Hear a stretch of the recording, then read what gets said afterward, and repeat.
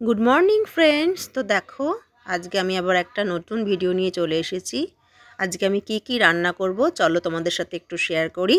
রান্না করতে করতে ভিডিও করতে পারি না বলে সব সময় করা হয়ে ওঠে না, তো ভাবলাম তোমাদের সাথে একটু কথাও বলি, গল্পও হবে, আর আমি কি রান্না করছি তোমাদের একটু দেখিয়েও নিই। তো দেখো, এই যে আলু ভাজা হচ্ছে, ওদিকে মাছ ভাজা হচ্ছিল, জ্যান্ত বড় কাতলা মাছ, এই দেখো চিংড়ি মাছ। তো আজকে মেনুতে হবে কাতলা মাছের ডাটা দিয়ে আমি ঝোল করব পাতলা, আর চিংড়ি মাছের মালাইকারি করব।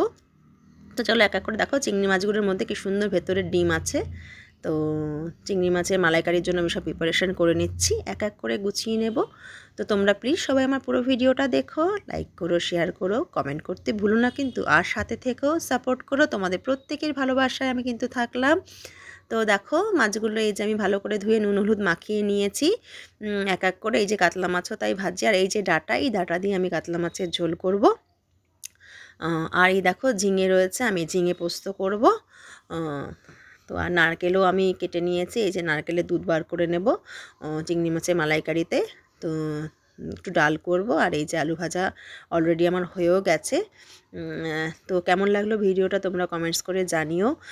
সবাই প্লিজ পুরো ভিডিও দেখো, সাপোর্ট করো।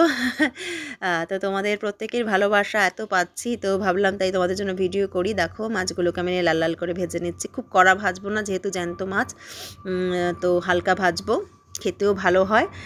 জ্যান্ত মাছ দিয়ে যে কোনো কিছুর যদি সবজি করো না, তো ঝোল করো না, খেতে খুব ভালো হয়। আর দেখো এই ডাটার যে পাতাগুলো, সেই শাকগুলোকে আমি কেটে নিয়ে শাকটাকে করব বড়ি দিয়ে। তোমরা জানোই আমার বাড়িতে বানানো বড়ি রয়েছে, তো সেই বড়িটা দিয়ে আমি শাকটা ভাজা করব রসুন আর শুকনো লঙ্কা ফোড়ন দিয়ে। তো একে একে করে নেব। আমি মাছের ঝোলের মধ্যে একদম প্লেন টমেটো আদা জিরে দিয়ে পাতলা ঝোল করব, একদম সামান্য মশলা দিয়ে টমেটো আদাটা আমি মিক্সিতে বেটে নেব। তো চলো আমি রান্না করি, তোমরা আনন্দ করো, পুরো ভিডিওটা দেখো। টাটা।